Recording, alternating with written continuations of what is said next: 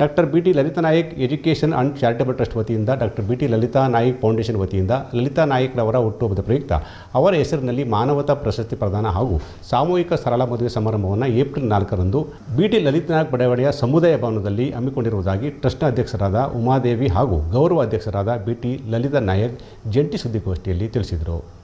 ಸುದ್ದಿಗಾರರೊಂದಿಗೆ ಮಾತನಾಡಿದ ಟ್ರಸ್ಟ್ನ ಅಧ್ಯಕ್ಷರಾದ ಉಮಾದೇವಿ ಹಾಗೂ ಗೌರವ ಅಧ್ಯಕ್ಷರಾದ BT ಲಲಿತಾ ನಾಯ್ಕ್ ಅವರು ಸರ್ವ ಜನಸಮುದಾಯದ ಹಿತಕ್ಕಾಗಿ ಜನಪರವಾದ ಕಾರ್ಯಕ್ರಮಗಳಲ್ಲಿ ತೊಡಗಿಸಿಕೊಳ್ಳುವ ಸಲುವಾಗಿ ಟ್ರಸ್ಟನ್ನು ಆರಂಭಿಸಲಾಗಿದೆ ಅಂತ ಹೇಳಿದರು. ಅಂದು ನಡೆಯುವ ಕಾರ್ಯಕ್ರಮವನ್ನು ರಾಮಕೃಷ್ಣ ಹೆಗಡೆ ಅವರ ಭಾವಚಿತ್ರಕ್ಕೆ ಪುಷ್ಪನಮನ ಸಲ್ಲಿಸುವ ಮೂಲಕ ಕೃಷಿ ಸಚಿವ ಚೆಲುವರಾಯಸ್ವಾಮಿ ಉದ್ಘಾಟಿಸಲಿದ್ದು, ಶಾಸಕ ರವಿಕುಮಾರ್ ಗೌಡ ಗಣಿಗ ಅಧ್ಯಕ್ಷತೆ ವಹಿಸುವರು.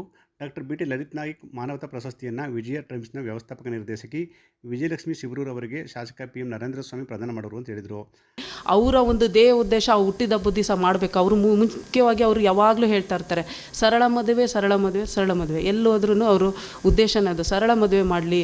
ಯಾಕಂತಂದರೆ ತಂದೆ ತಾಯಿಗೂ ಹೊರೆ ಆಗಬಾರ್ದು ಹೆತ್ತಂಥವ್ರಿಗೆ ಅನ್ನೋದಕ್ಕೋಸ್ಕರ. ಆಮೇಲೆ ಅವರು 3 ಕ್ಷೇತ್ರದಲ್ಲಿ ಗುರುತಿಸ್ಕೊಂಡಿದ್ದಾರೆ, ರಾಜಕೀಯ, ಸಾಮಾಜಿಕ ಹೋರಾಟದಲ್ಲಿ ಮತ್ತು ಸಾಹಿತ್ಯ ಕ್ಷೇತ್ರದಲ್ಲಿ. ಟ್ರಸ್ಟ್ನ ಅಧ್ಯಕ್ಷರಾದ ಉಮಾದೇವಿ ಪ್ರಾಸ್ತಾವಿಕ ನುಡಿಗಳನ್ನಾಡಿದ್ದು, ಮುಖ್ಯ ಅತಿಥಿಯಾಗಿ ನಗರಸಭೆ ಅಧ್ಯಕ್ಷ ಪ್ರಕಾಶ್ ಉಪಸ್ಥಿತರಿರುತ್ತಾರೆ. ಬಂಜಾರ ಸಂಸ್ಕೃತಿ ಮತ್ತು ಭಾಷಾ ಅಕಾಡೆಮಿ ಅಧ್ಯಕ್ಷರಾದ ಗೋವಿಂದ ಸ್ವಾಮಿ ಹಾಗೂ ಬಂಜಾರ ಸಮುದಾಯದ ಅಭಿವೃದ್ಧಿಗೆ ಶ್ರಮಿಸಿದ ಮಾನೀಯರ ವಿಷಯ ಮಂಡನೆಯಾಗಲಿದ್ದು, ಕರ್ನಾಟಕ ತಾಂಡ ಅಭಿವೃದ್ಧಿ ನಿಗಮ ನಿಯಮಿತದ ಅಧ್ಯಕ್ಷ ಜಯದೇವ ನಾಯಕ್ ಮದುವೆಯ ನೋಂದಣಿ ಪ್ರಾಮುಖ್ಯತೆ ಕುರಿತು ವಿಷಯ ಮಂಡನೆ ಮಾಡಲಿದ್ದು, ಸಮತಾ ಸೈನಿಕ ದಳದ ವೆಂಕಟೇಶ್ವಮಿ, ರವೀಂದ್ರನಾಥ್ ಹಾಗೂ ಅನೇಕರು ವಿಚಾರ ಮಂಡಿಸಲಿದ್ದಾರೆ ಅಂತ ಹೇಳಿದರು.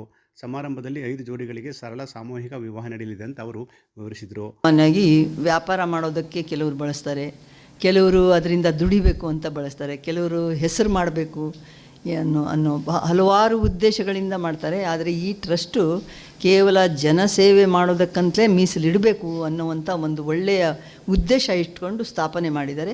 ಅದರ ಪ್ರಕಾರನೇ ಈಗ ಬಡ ಮಕ್ಕಳಿಗೆ, ಪ್ರತಿಭಾವಂತ ಮಕ್ಕಳಿಗೆ ಪ್ರಶಸ್ತಿ ಕೊಡುವಂಥದ್ದು ಮೊದಲು ಕಾರ್ಯಕ್ರಮ ಆಯಿತು ಅವ್ರದ್ದು. 2ನೇ ಕಾರ್ಯಕ್ರಮ ಯಾರೋ ಕ್ಯಾನ್ಸರ್ ಪೀಡಿತರು ಅನ್ನೋದಕ್ಕೆ ಸ್ವಲ್ಪ ಎಷ್ಟು ಸಾಧ್ಯ ಅಷ್ಟು ದಾನ ಕೊಡುವಂಥದ್ದಾಯಿತು. ಈಗ ಈ 5 ಮದುವೆಗಳನ್ನು ನಾವು ಏರ್ಪಾಡು ಮಾಡಿದ್ದೀವಿ. ಆ ಮದುವೆ ಎಷ್ಟೋ ಸಾರಿ ಏನಾಗುತ್ತೆ, ನಾವು ಇವತ್ತು ಮದುವೆ ಮಾಡಿದರೆ ನಾಳೆ ಅವ್ರು ತಾಳಿ ಇಟ್ಕೊಂಡು, ನಾವು ಕೊಡೋ ತಾಳಿ ಮತ್ತು ಬಟ್ಟೆ ಇಟ್ಕೊಂಡು ನೀನು ಯಾರೋ ನಾನು ಯಾರೋ ಆಗ್ಬೋದು. ಅದಕ್ಕೆ ಸಂಬಂಧಪಟ್ಟಂಥ ಎಲ್ಲ ದಾಖಲೆಗಳನ್ನು ತರಿಸ್ಕೊಳ್ತಾ ಇದ್ದೀವಿ, ಅಫಿಡವಿಟ್ ಮಾಡಿಸ್ತಾ ಇದ್ದೀವಿ. ಆ ರೀತಿಯಾಗಿ ಮಾಡಿಸಿ ಅವರಿಗೆ, ಒಬ್ಬರಿಗೆ 30 ವರ್ಷ ಆದರೂ ಮದುವೆ ಆಗಿರಲ್ಲ, 40 ಆದರೂ ಆಗಿರಲ್ಲ. ಯಾಕೆ ಅಂದರೆ ದುಡ್ಡಿಲ್ಲ, ಭಾಳ ಅದ್ಧೂರಿಯಾಗಿ ಮಾಡಬೇಕು, ಅಥವಾ ಆ ಹುಡುಗ ಬೇರೆ ಜಾತಿಯವ್ರನ್ನ ಪ್ರೀತಿ ಮಾಡಿದ್ದಾರೆ, ಆ ಕಾರಣಕ್ಕೆ ಅವ್ರನ್ನ ಸಾಯಿಸಿಬಿಡೋದು, ಮತ್ತೊಂದು ಮಾಡೋದು, ಇಂಥವು ಯಾವುದೂ ಆಗಬಾರ್ದು.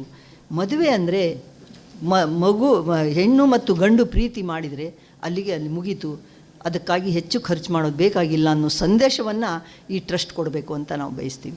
ಗೋಷ್ಠಿಯಲ್ಲಿ ಓಂ ಪ್ರಕಾಶ್, ಹನುಮಂತರಾವ್ ನಾಯಕ್, ಪುಟ್ಟಸ್ವಾಮಿ, ಶೀನಾ ನಾಯಕ್ ಉಪಸ್ಥಿತರಿದ್ದರು.